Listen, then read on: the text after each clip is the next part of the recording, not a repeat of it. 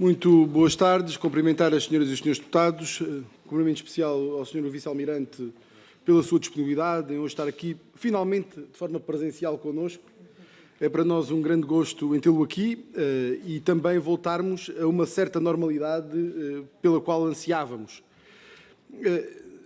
É um privilégio ouvi-lo no final das suas funções enquanto coordenador da Task Force para a vacinação e também podermos fazer aqui este balanço consigo desse processo robusto que envolveu milhares e milhares de funcionários da administração pública portuguesa, funcionários de diversos organismos, envolveu as Forças Armadas, envolveu a sociedade civil e do qual nós não podemos ficar apartados. Uma breve explicação sobre as regras de audição nesta comissão. Nós vamos seguir a grelha da Comissão de Saúde e haverá uma intervenção inicial do Sr. Vice-Almirante de 10 minutos. Seguir-se-á uma primeira ronda em que cada grupo parlamentar tem direito a 3 minutos para colocar questões e um período de respostas de 20 minutos. Segue-se uma segunda ronda, caso haja necessidade e essa necessidade seja verificada pelos grupos parlamentares, em que cada grupo parlamentar tem 1 minuto e meio para colocar questões e segue-se um período de respostas de 23 minutos. Sem mais delongas e também não querendo prolongar excessivamente este período inicial, dava-lhe a palavra no sentido de fazer essa abordagem genérica sobre esse momento que viveu e que também nos transporta para uma curiosidade relativamente àquilo que são os ensejos do país relativamente a momentos posteriores. Muito obrigado. Muito obrigado pela oportunidade que me dão. Eu vou tentar em 10 minutos fazer um resumo de todo este processo, contando um bocado a história. Portanto, o problema da vacinação era um problema complexo porque era urgente e massivo. Massivo no sentido em que tínhamos que vacinar no mínimo 8,5 milhões de pessoas, em média, ou a grande parte delas, com 2 doses, e era urgente porque devíamos fazê-lo no menor tempo possível. E por isso o problema é por si complexo. Logo que iniciei o processo, enquanto coordenador, defini 5 grandes linhas de ação. Melhorar a governança do próprio sistema, porque a governança tinha falhas, investir na capacidade de resposta. Não sei se lembram, no início a resposta estava centrada nos centros de vacinação, nos centros de saúde normais, dos cuidados primários de saúde, e depois externalizámos para grandes centros de vacinação. Responsabilizar os atores, porque os atores que tinham participado num conjunto de atos de vacinação que depois criaram irregularidades ao próprio processo, criando uma péssima imagem ao processo. Comunicar preservando a iniciativa, no sentido de criar uma narrativa que fosse positiva para o processo de vacinação, não comprometendo o próprio processo de vacinação e, portanto, de forma ativa, e definir prioridades de acesso à vacinação que fossem claras e que correspondessem a critérios éticos e morais. No início, na definição de prioridades, havia 3 grandes objetivos básicos, que eram salvar vidas, a resiliência do Estado e a libertação da economia. O salvar vidas passou a ser o critério prioritário quando entrei no processo, reduzir a resiliência ao mínimo indispensável, porque o Estado não perdeu resiliência, havia resiliência a conquistar na área da saúde, mas havia outras resiliências que estavam a passar à frente e podiam criar um sistema de vacinação por grupos que era contrário ao processo e era contrário à própria lógica do processo, uma vez que ainda havia muitas vidas para salvar, até chegarmos aos 60 anos. E depois a libertar da economia era um processo mais massivo e desde que houvesse vacinas em quantidade, era um processo mais logístico e de gestão logística de qualquer outro problema. Na área de governação, logo que entrei ao serviço da coordenação, o que fiz foi criar um grupo à parte de coordenação do planeamento estratégico, de verificação e de comunicação. E depois, esse grupo, eu semanalmente colocava ao Governo as grandes linhas da ação que pretendia fazer, eram aprovadas ou eram discutidas e depois eram executadas através de uma sala de situação, de um sistema logístico que estava concentrado no SUS e num sistema organizado para vacinar, que eram as ARS e os ACES. Todo este ciclo era verificado diariamente através do meu centro de análise ou do meu Estado-Maior, num ciclo que nós chamamos militarmente de ODA, que é observar, orientar, decidir e agir. Portanto, nós olhávamos para os indicadores, criámos um conjunto de indicadores que nos medissem, que fossem termómetros da situação, medíamos todos os dias esses indicadores, tentávamos perceber o que é que estava a correr bem ou mal e tomávamos decisões imediatas que eram imediatamente postas em ação. E no dia seguinte fazíamos o ciclo, e andámos a fazer este ciclo durante 8 meses, o que permitiu um controle muito apertado do processo de vacinação. A externalização da capacidade organizativa dos centros de saúde para os centros de vacinação, que chegaram a atingir a capacidade no limite de 160 mil vacinas num único dia, foi um processo que teve um contributo fabuloso das autarquias e nunca é demais realçar isso. Sem as autarquias teria sido impossível de fazer. Criámos cerca de 300 centros, foram 303, se não me engano, mais de 300 centros, com uma capacidade média de 800 pessoas a 1000 pessoas de vacinação por dia, o que fez com que nós conseguíssemos atingir os nossos objetivos. Numa única semana, chegámos a vacinar 1 milhão de pessoas. Um dos primeiros problemas que tivemos, e um dos grandes problemas que tivemos, foram os sistemas de informação através dos métodos de agendamento. Portanto, conseguir organizar 100 mil pessoas todos os dias para vaciná-las de forma ordenada e coordenada, sem criar filas e empecilhos, foi realmente um grande desafio.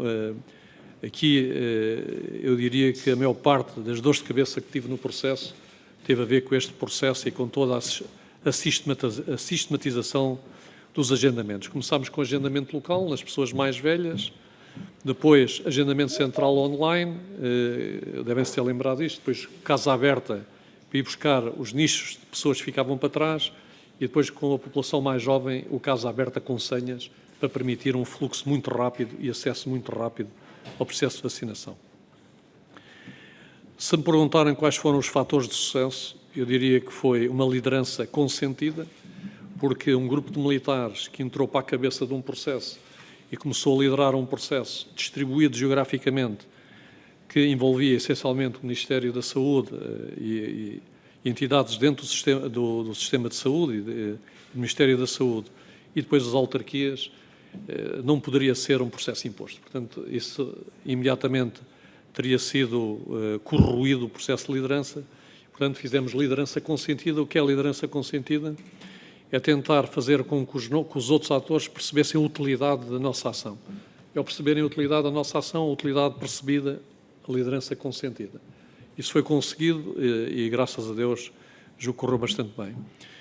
Outra parte, que é a parte organizativa da capacidade, já expliquei. Houve ali um momento difícil que foi passar de uma capacidade ainda incipiente do início para um tsunami de vacinas, que em 3 semanas passámos a ter uma grande quantidade de vacinas nos centros de vacinação, mas conseguimos fazer isso. Eu julgo que outro processo que teve muito sucesso nisto foi o processo de comunicação. Portanto, uma comunicação permanente, clara, direta, objetiva, despolitizada, completamente despolitizada e verdadeira e sempre disponível. Ou seja, nós pusemos os órgãos de comunicação social do nosso lado. Os órgãos de comunicação social ajudaram-nos imenso neste processo, portanto, gerando empatia com o próprio processo. Nisto, eu criei imediatamente, desde o início, uma dicotomia de guerra. Ou seja, de um lado o vírus, o inimigo, deste lado os portugueses. Isto o que é que fez? Reduziu o campo de batalha, não é? O campo de a capacidade de manobra dos negacionistas e dos que não queriam ser vacinados. No início, lembro que havia a estimativa era de 40% das pessoas que tinham dúvidas sobre estas vacinas. E nós chegamos ao fim do processo com cerca de 2,5% de pessoas que recusaram o processo de vacinas. Portanto, isto foi uma conquista diária de comunicação, de explicação exaustiva, mas simultaneamente esta comunicação dicotómica de nós, comunidade, contra eles, ele, o vírus, e, portanto, os senhores não se ponham do lado do vírus. Aliás, a comunicação que eu fiz quando tive aquele pequeno problema lá com os negacionistas, eu disse, os assassinos, estavam a chamar assassino, não é? Assassinos, genocidas. Os assassinos genocidas é o vírus e estes senhores que estão aqui atrás a gritar, a ajudar o vírus a atuar. E, portanto, isso quebrou as últimas resistências, na minha opinião, as últimas resistências psicológicas e depois realmente conseguiu... Portanto, na base disto tudo estava um sistema nervoso central, que são os dados. A SPMS, a capacidade de gerar dados, de tratar dados e de os perceber e depois de interagir com o sistema através, portanto, dos indicadores que esses dados deram. Isso foi a parte mais crítica e mais difícil de montar. Fomos montando sempre a custo e num processo também de comunicação ascendente e descendente com toda a estrutura organizativa, através de VTCs que eram trissemanais, 2 horas por VTC, portanto, eu já nem sei quantas horas fiz de VTCs ao longo do processo, mas também de informação ascendente, porque uma das VTCs era com a própria estrutura dos ACES, com toda a gente que estava envolvida no processo de vacinação e trazia a informação muito rapidamente para o processo de decisão. Criámos um microsite interno com acesso a todas as pessoas para termos as instruções todas escritas e todas as pessoas que estavam no processo de vacinação tinham acesso a um sítio onde tinham as instruções todas e não podiam alegar falta de conhecimento da lei, entre aspas, neste caso das instruções.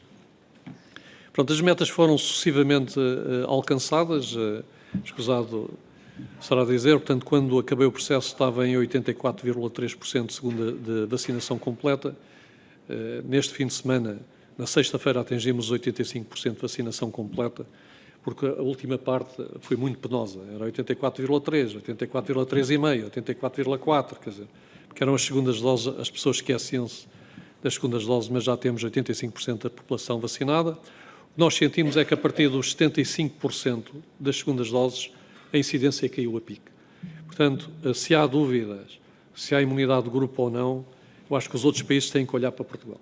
Têm que olhar para Portugal e estudar o nosso caso para perceber se há ou não imunidade de grupo. Eu estou convencido, não tenho provas, mas estou convencido pelo comportamento da incidência que nós atingimos, no mínimo, a proteção de grupo e, eventualmente, a imunidade de grupo, apesar de não podermos fazer as neiras, como é evidente, e devemos ter todos os cuidados.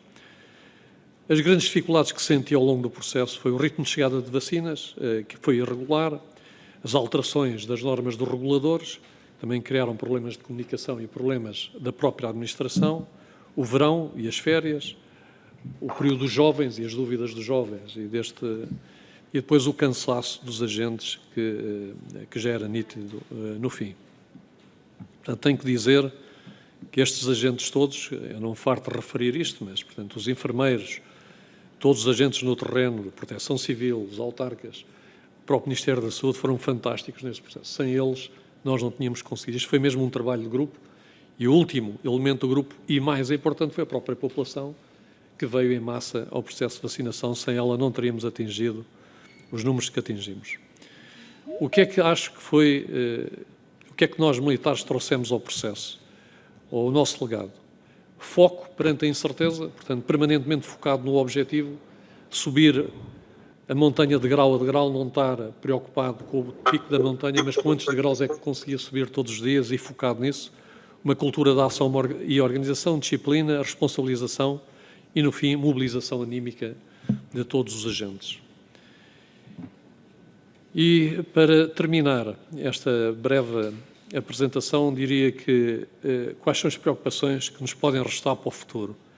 Bem, estas pandemias, fruto das mudanças climáticas e da habitat, poderão ser uma coisa cada vez mais comum. As migrações, frutos também destes resultados, vão potenciar as pandemias, as desigualdades resultantes das pandemias, a competição por recursos e depois o extremismo que estas coisas depois também podem criar. Portanto, julgo que todos nós estamos de parabéns. Eu não me sinto especialmente como um papel muito especial, porque julgo que foi mesmo um trabalho de grupo. Eu, pura e simplesmente, tive a sorte de poder estar a ajudar a liderar este processo. Muito obrigado pela vossa atenção. Muito obrigado. Passamos, então, à primeira ronda. Grupo Parlamentar do PSD, Sra. Deputada Sandra Pereira, por favor, 3 minutos.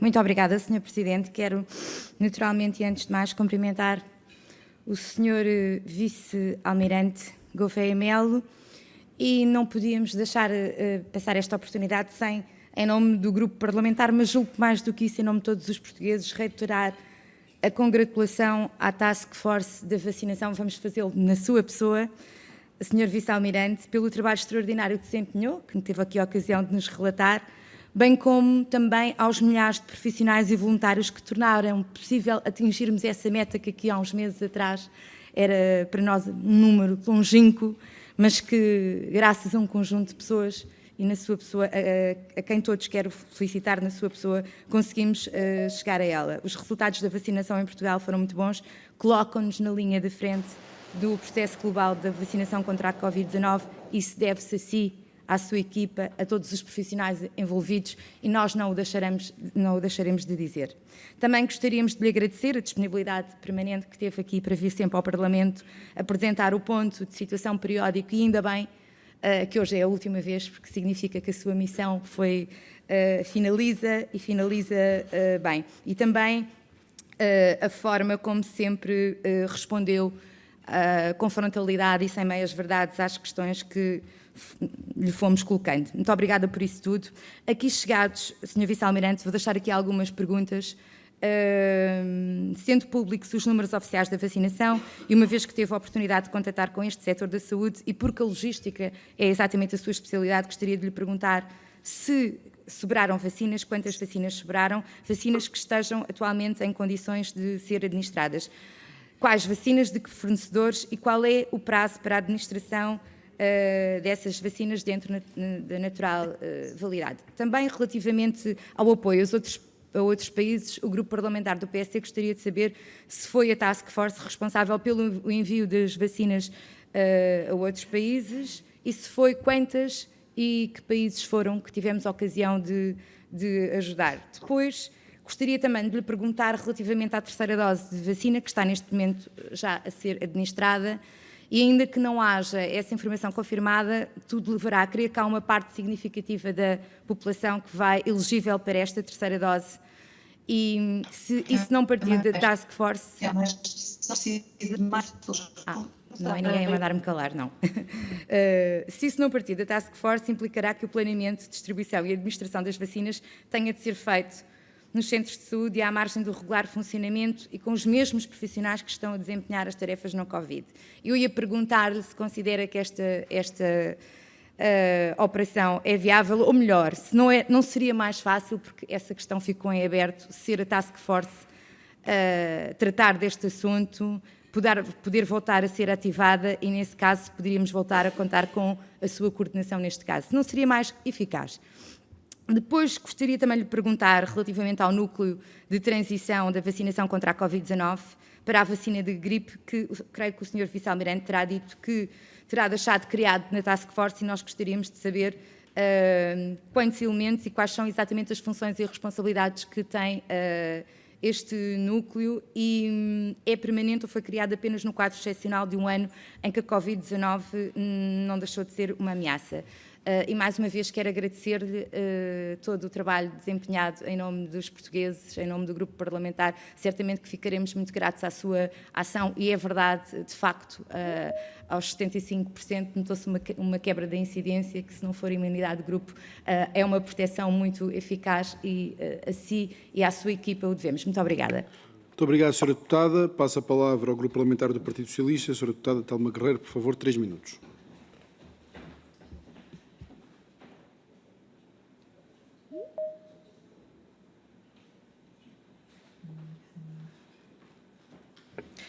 Obrigada, Sr. Presidente. Senhoras e senhores deputados, cumprimento o Sr. Vice-Almirante Gouveia Melo, é um excelente sinal, é muito simbólico estar aqui connosco hoje. A primeira expressão que me ocorre neste momento é foi possível e juntos conseguimos. Num contexto de um vírus desconhecido, em que ainda hoje é mais o que não sabemos do que de facto aquilo que sabemos, é extraordinário o que Portugal conseguiu em 10 meses. Há 10 meses muitas vozes duvidaram que as metas do processo de vacinação fossem possíveis. Disseram que Portugal não estava preparado, que seria uma missão impossível. a logística de um processo de vacinação que o Sr. Vice-Almirante liderou, que importa recordar, só foi o maior processo de vacinação de sempre, em Portugal, como no conjunto de todos os países. Um processo de vacinação que, para além de ser o maior de sempre, dependia do ritmo da entrega de vacinas. E desse ritmo dependia a nossa capacidade de cumprirmos os objetivos definidos. Colocava, como colocou, e colocaria sempre vários e grandes desafios. Desde logo, à nossa capacidade de organização em todo o território, à nossa capacidade de definição de prioridades, à nossa capacidade de envolver, trabalhar conjuntamente com diferentes instituições e pessoas, à nossa capacidade de ganharmos confiança dos portugueses e portuguesas na adesão à vacinação, sabendo que as vacinas não garantem imunidade total e que, por isso, pessoas vacinadas podiam e podem ser infectadas. As incertezas e, nesse contexto, as vozes que duvidaram, esqueceram certamente que Portugal tem 5 vantagens e todos nós reconhecemos e tínhamos à partida. Primeira vantagem poderosa do nosso país em matéria de saúde, contar com o SNS, que é para todos e não deixa com todos os seus e não deixa ninguém, com todos os seus profissionais, ninguém para trás. A vantagem do Governo e, nesta fase, a atual Ministra Marta Temido, terem uma política de recuperação persistente do SNS, que foi reforçada e continua a ser durante o processo de combate à pandemia, com mais profissionais de saúde, com mais investimento em todos os meios que se revelaram necessários. Terceira vantagem, igualmente poderosa, de termos ao comando da DGS a mulher que organizou o Plano Nacional de Vacinação no seu início. A vantagem de Portugal ser um dos países, a nível europeu e internacional, com maiores níveis de adesão ao Plano Nacional de Vacinação. A vantagem do poder local, da organização das forças de segurança e da capacidade dos portugueses voluntariarem para momentos difíceis, oferecerem o seu trabalho quando e como necessário. O trabalho da Task Force, com a sua liderança, não esquecendo o trabalho muito inicial do seu antecessor, Dr. Francisco Ramos, marcou neste contexto a eficácia na conjugação de todas estas vantagens. E os resultados, todos nós, todas as portuguesas e portuguesas já conhecem. E aqui importa apenas realçar, deixo só estes 2 realces, para o facto de como nos podemos orgulhar, neste momento, de sermos o país com maior percentagem de população vacinada. Como nos podemos orgulhar de termos uma adesão de jovens tão forte à vacinação e também de podermos ter visto os migrantes a ser vacinados justamente no nosso país.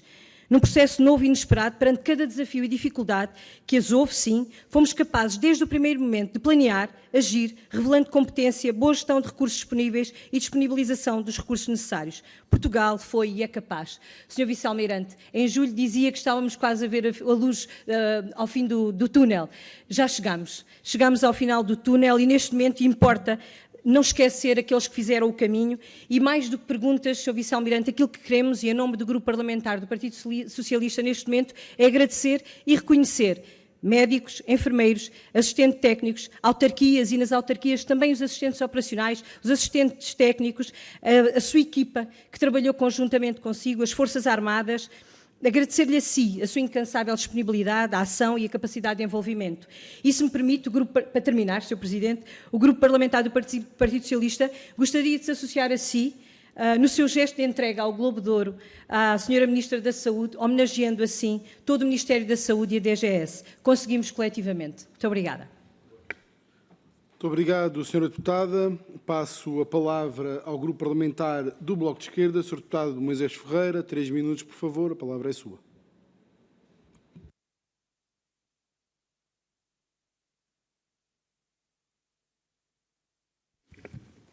Muito obrigado, Sr. Presidente, Sras. e Srs. Deputados. Gostava também, em primeiro lugar, de saudar, agora presencialmente, e também de saudar o muito bom trabalho que a Task Force e a sua coordenação levaram a cabo e concretizaram com as taxas de vacinação que já aqui foram referidas e estender, aliás, como muitas vezes o Sr. Vice-Almirante tem feito, esse cumprimento e esse reconhecimento aos profissionais de saúde, sem os quais, efetivamente, nada teria acontecido, e ao Serviço Nacional de Saúde, que já tem uma capilaridade no terreno, um conhecimento acumulado, nomeadamente até na vacinação, que foi importante mobilizar para concretizarmos o que se conseguiu concretizar. É importante agora que estes reconhecimentos vários que têm sido feitos, enfim, transversalmente, até no espectro político, mas na sociedade, estes reconhecimentos vários que têm sido feitos, nomeadamente ao Serviço Nacional de Saúde e aos profissionais de saúde, enfermeiros na primeira linha, mas todos os profissionais, desde assistentes operacionais ao pessoal médico, seja agora também vertido em algumas concretizações, nomeadamente nas suas condições de trabalho, etc. Mas eu gostava de aproveitar esta última audição, ainda bem que é a última audição, mas para questionar e tentar compreender o que aconteceu num episódio que ao Bloco de Esquerda parece que foi um episódio que correu francamente mal e que foi francamente negativo. Foi quando se decidiu dar à Unilabs, no Porto, o processo de vacinação, uma parte desse processo de vacinação.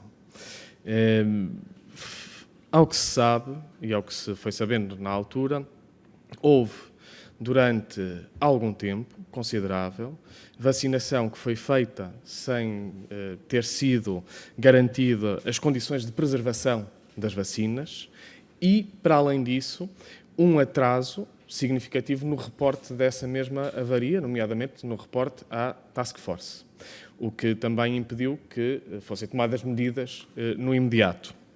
E por isso, como na altura o Sr. Coordenador da Task Force disse, e bem, que iria pedir uma investigação para saber o que é que se tinha passado, aquilo que nós perguntamos neste momento é, até para se tomar lições para o futuro, é, primeiro, quem decidiu que a vacinação, naquele ponto específico, seria feito não pelo Serviço Nacional de Saúde, mas por um laboratório, aliás, em sentido contrário a tudo o que estava a acontecer, um laboratório privado em sentido contrário a tudo o que estava a acontecer no país.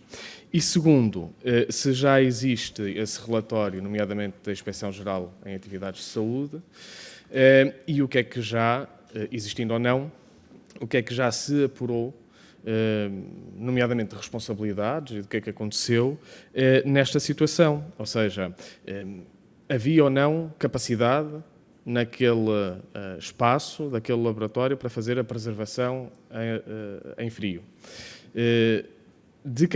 Quais foram as consequências da inoculação de vacinas que não foram devidamente preservadas? E porque é que não se reportou imediatamente uma avaria, enfim, que deveria estar a ser monitorizada constantemente, suponho eu que deveria ser esse o protocolo. E, portanto, para terminar, aquilo que eu gostava de perceber é o que é que aconteceu aqui, quem foram os responsáveis pela atribuição deste processo de vacinação à Unilabs e, dentro disto que correu mal, o que é que já se apurou de consequências e responsabilidades. Muito obrigado. Muito obrigado, Sr. Deputado. Passo a palavra à Sra. Deputada Paula Santos, do PCP. Por favor, 3 minutos, a palavra é sua. Estava a procurá-la na plateia. Estava mesmo à minha frente.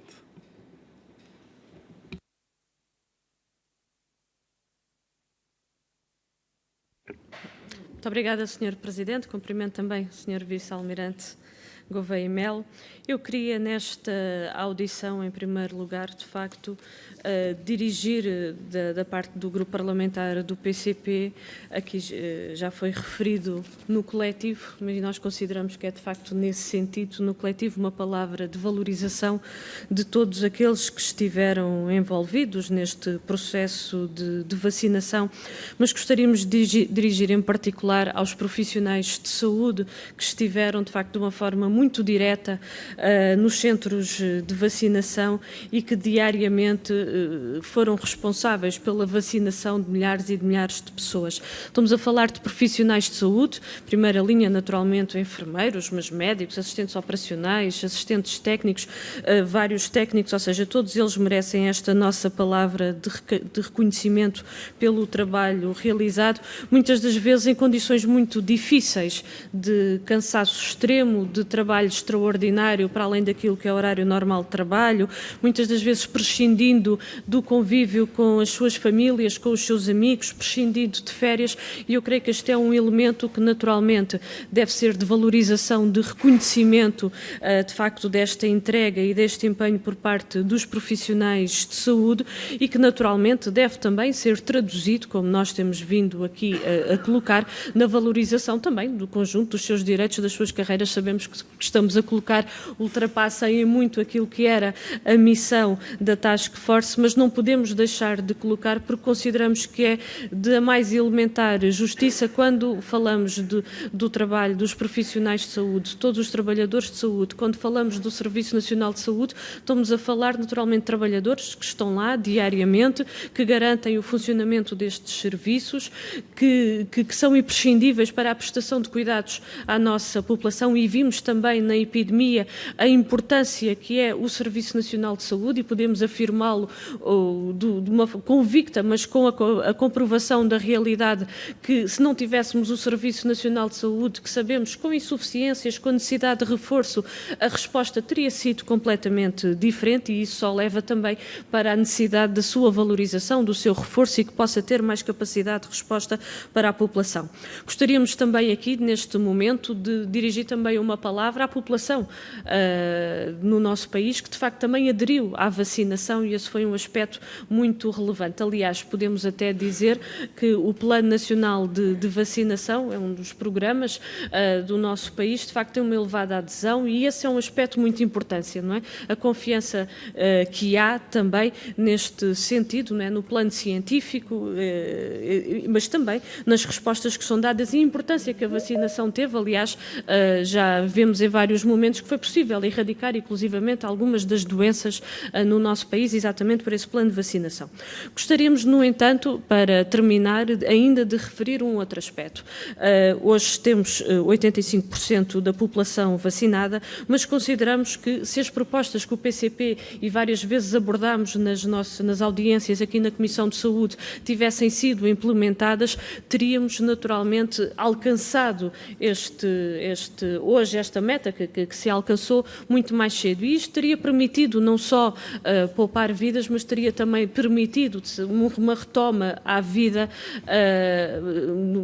de uma forma mais antecipada, naturalmente garantida a segurança que é necessário e a precaução e para proteger a saúde pública de todos. Porque um dos elementos, aliás, ainda hoje o Sr. Vice-Almirante fez essa referência à entrega irregular das vacinas, mas aquilo que nós registámos de facto em vários momentos foram incumprimentos e isso não permitiu que o processo fosse mais longe. De facto, tivemos semanas em que dia se vacinou mais de 160 mil pessoas, vou terminar mesmo, em que numa semana mais de 1 milhão de portugueses. Tivesse havido as vacinas e teríamos naturalmente acelerado todo este processo e aquilo que hoje salvo seja, mas que o que se alcançou neste momento já se teria alcançado mais cedo e isso teria sido benéfico para toda a sociedade. Muito obrigada. Muito obrigado, Sra. Deputada.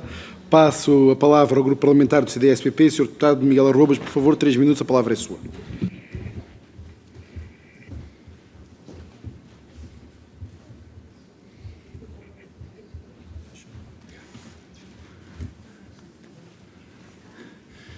Sr. Presidente, Sra. Presidente, Sr. Vice-Almirante, Senhoras e Senhores Deputados, esta é a minha primeira intervenção, eu acabo de chegar à Assembleia da República e, portanto, cumprimento na pessoa do Sr. Presidente desta Comissão do Covid-19 e na Presidente da Comissão da Saúde, cumprimento tudo e todos aqueles que diariamente trabalham em favor deste trabalho conjunto, que é também, neste caso, da saúde. Enfim, eu vou ser breve, porque todas as respostas têm sido respondidas ao longo de 10 meses e as respostas foram visíveis, tiveram aos olhos de todos os portugueses e por isso é uma honra estar nesta primeira intervenção aqui nesta Comissão, estar perante o Sr. Vice-Almirante Gouveia Melo, em quem reconheço ser uma pessoa que foi claramente alguém que trouxe de novo a história de Portugal para os nossos dias. A Marinha trouxe-nos muitos feitos e, mais uma vez, esta foi uma guerra que se travou contra um inimigo que é invisível, que não se conhecia e que alguns ainda hoje teimam em não querer reconhecer. E essa sei que foi uma das grandes dificuldades desse seu trabalho e da sua equipa. Por isso, é tempo de dar os parabéns. Dizer que foi com muita esperança sempre que vimos a sua equipa no terreno. E essa imagem é para nós um símbolo de enorme exemplo.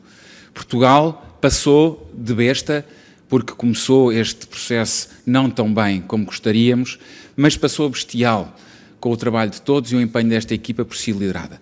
Por isso, todas as outras perguntas que irão ser feitas e por si respondidas, nós vamos gostar de as ouvir, obviamente, mas este é tempo de dar os parabéns, de dizer que vamos continuar em frente e que este seu exemplo e da sua equipa nos vai tornar muito mais fortes daqui em diante. Muito obrigado a todos.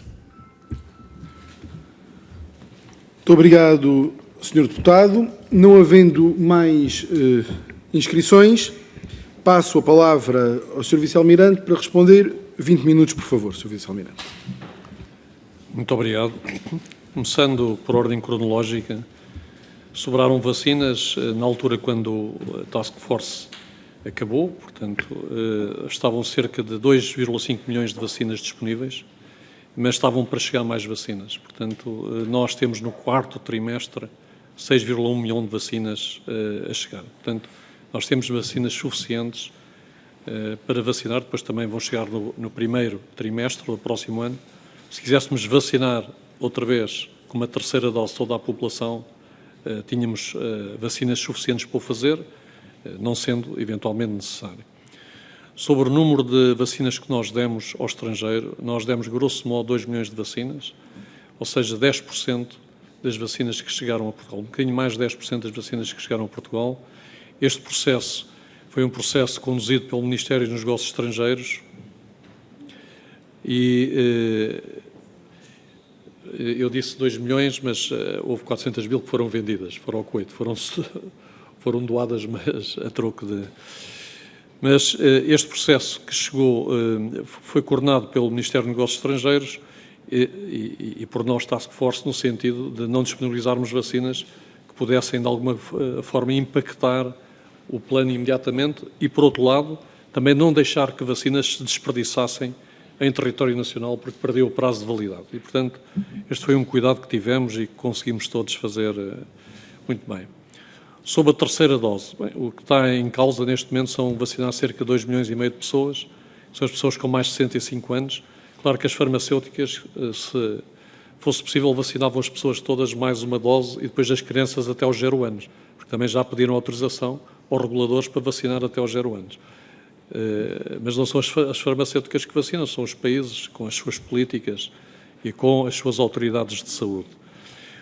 Portanto, o que aconteceu foi, eu sou contra a militarização da sociedade, não é? E, portanto, nós o que fizemos foi, fomos chamados para fazer um penso rápido e fizemos o penso rápido. Acabou o penso rápido, apertámos a mão ao nosso contratante, não é? E dissemos muito obrigado por este momento, vamos continuar a nossa vida. Claro que havia ali um momento de transição que podia ser disruptivo, estávamos a passar para a vacinação da gripe e, simultaneamente, para continuar a vacinar cerca de 2,5 milhões de portugueses, eventualmente com a terceira dose, neste caso. Portanto, o que se criou foi um núcleo de transição de 8 elementos, que foram selecionados para internalizar os nossos processos no Ministério da Saúde. Portanto, a nossa ideia é internalizar os nossos processos e as nossas práticas no Ministério da Saúde para que fique qualquer coisa de positivo deste processo em termos organizativos. Neste momento, portanto, esse núcleo já está a operar, eu ainda fiz a transição, com o núcleo já a operar, e estão a chegar elementos do Ministério da Saúde que estão a operar, não no Ministério da Saúde, mas das instalações militares de Oeiras, ao fim e ao cabo, a receber esse treino e essa formação da forma como nós operamos em crise e focados na resolução de problemas muito concretos. Portanto, já disse que eram 8 elementos, que era uma das perguntas que me faltava. Relativamente ao queimódromo, que é aqui outra pergunta, uma pergunta difícil, mas que eu vou tentar responder da forma mais clara possível. Nós, no Porto, tínhamos poucas facilidades logísticas disponíveis. Quando o processo de vacinação cresceu, nós tivemos que criar uma facilidade dentro de um quartel militar, como sabe, no regimento de transmissões. E não havia disponível pavilhões, portanto, a autarquia disponibilizou o queimódromo com um protocolo que a própria autarquia pagava, em grande parte, com um protocolo com a Unilabs. Portanto, nós vimos sempre isso como um processo aditivo. Qual foi a preocupação? A preocupação foi garantir que, nesse processo aditivo, eram cumpridas as regras todas. Portanto, na proposta inicial havia regras que não eram cumpridas, porque era um processo tipo drive-thru, puro e simples, que não cumpria com os requisitos da recuperação, daquele período de recuperação, e nós exigimos um conjunto de processos para cumprissem com as normas da DGS. Quando esses processos foram considerados, portanto, cumpridos, sempre verificados pelo ACES local e pelo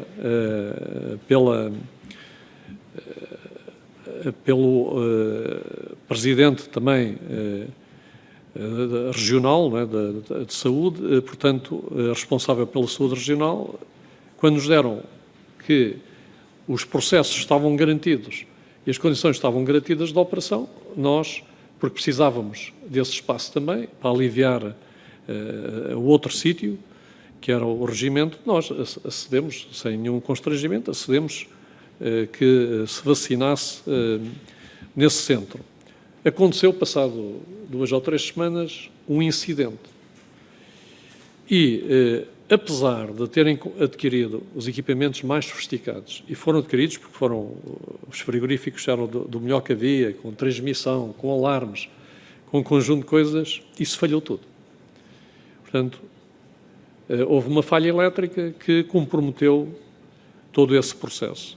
Para além de ter falhado tudo, falhou uma segunda cadeia que era procedimental, que é quando os enfermeiros iam iniciar o processo de vacinação, tinham que verificar se as vacinas com que iam vacinar tinham estado em condições de temperatura através dos logs, não é, dos registros dos frigoríficos. Isso também não foi verificado.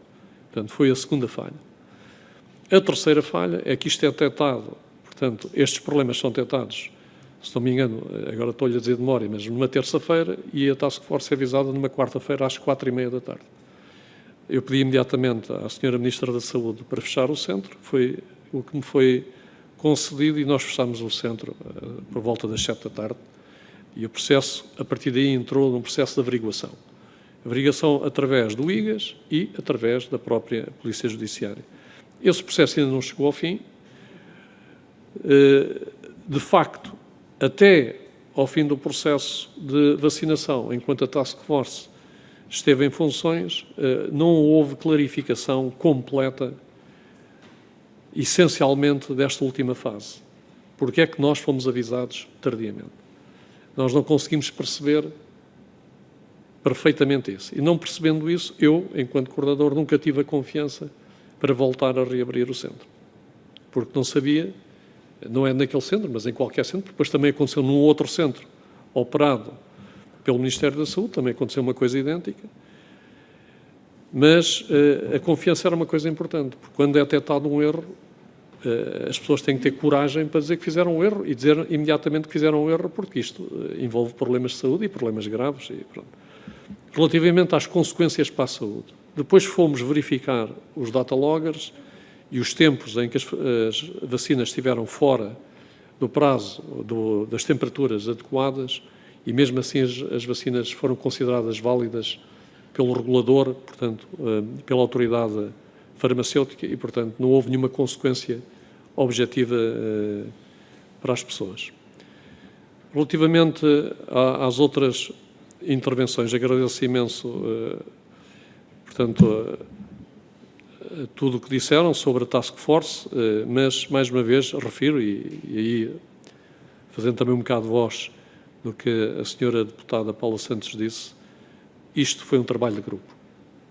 Foi a população, foram os profissionais e fomos todos. Portanto, eu fui entregar, já tive o prazer de ir entregar a estatueta, o Globo de Ouro, que não me era dirigido certamente a mim, mas todo este trabalho de conjunto, que inclui a própria população e a nossa consciência da importância das vacinas para a saúde pública. Muito obrigado.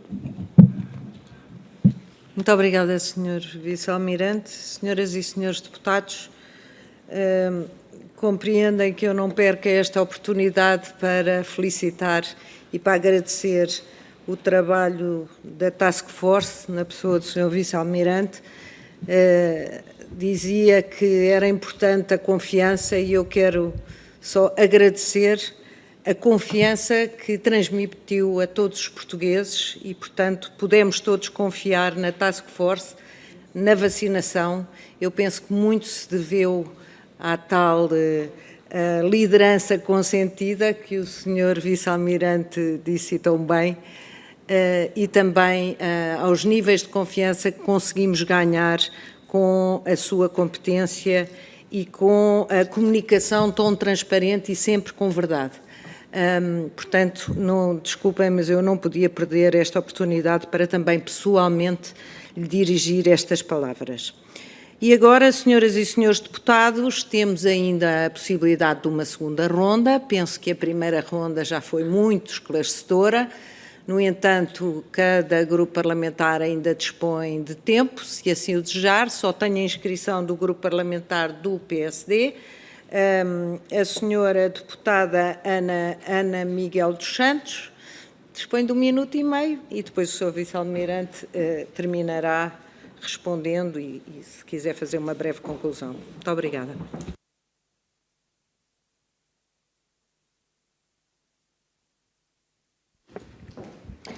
Muito obrigada, Sra. Presidente. Eu não podia perder esta oportunidade de vir cá no momento em que concluiu este processo de vacinação e para dizer isto de uma forma tão simples, finalmente um militar. Relembro um artigo que escrevi em fevereiro, na altura quando assumiu funções, e que até houve um colega aqui do Parlamento, que me vou dispensar de o citar, que disse que quem tinha sido a imbecil que tinha escrito aquele artigo.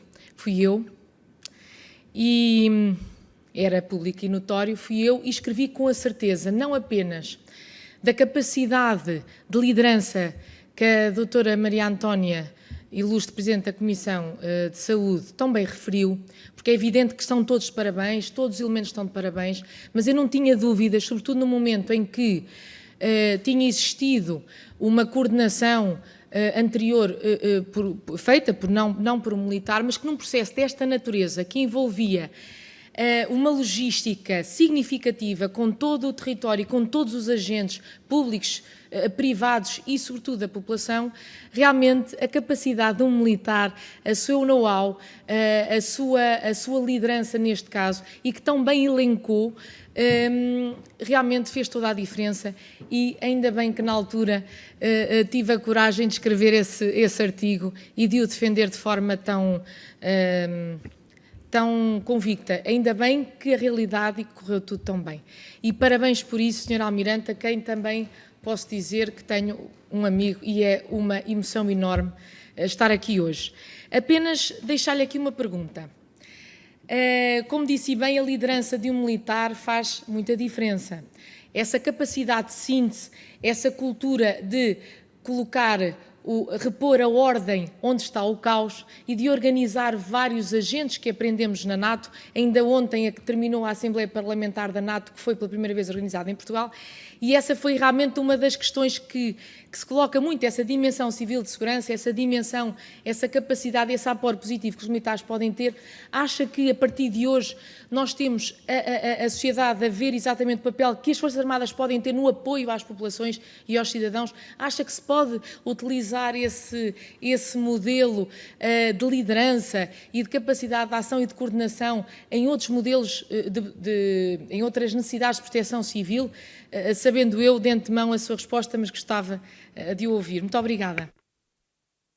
Obrigada, Sra. Deputada. Sr. Vice-Almirante, por favor.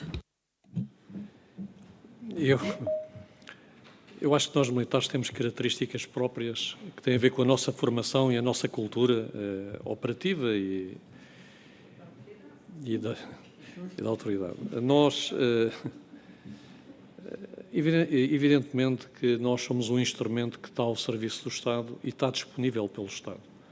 Portanto, em momentos críticos, o Estado pode chamar esse instrumento e deve utilizá-lo, porque não faria sentido ter aquela capacidade e, se precisasse dela, não a utilizar. Agora, eu, mais uma vez, volto a referir isto, sou contra a militarização da sociedade. E isto porquê? Porque acho que é um perigo. É um perigo. Nem todos os pregos são iguais e não há um martelo para todos os pregos. E pronto, eu digo isto, agradeço os elogios, mas gosto de achar que nós militares somos feitos para uma missão. O facto de treinarmos para essa missão permite-nos fazer outras de forma subsidiária, mas não podemos que essas missões subsidiárias se tornem o core da missão militar, porque senão deixamos de ser militares. Não é? Obrigado. Senhoras e senhores deputados, senhor vice-almirante, acho que não podíamos terminar melhor com esta afirmação do senhor vice-almirante, que é contra a militarização da sociedade. Eu penso que estamos todos de acordo e, senhor vice-almirante, muita saúde, boa sorte e esperemos que ter ultrapassado de vez esta pandemia que muitas vezes deixa aqui, nos teima em não nos deixar, mas o pior já passou. Muito obrigada uma vez mais, em nome de todos da Comissão de Saúde. Se necessitar de nós, estamos disponíveis. Muito obrigada. Senhoras e senhores deputados, a reunião está terminada.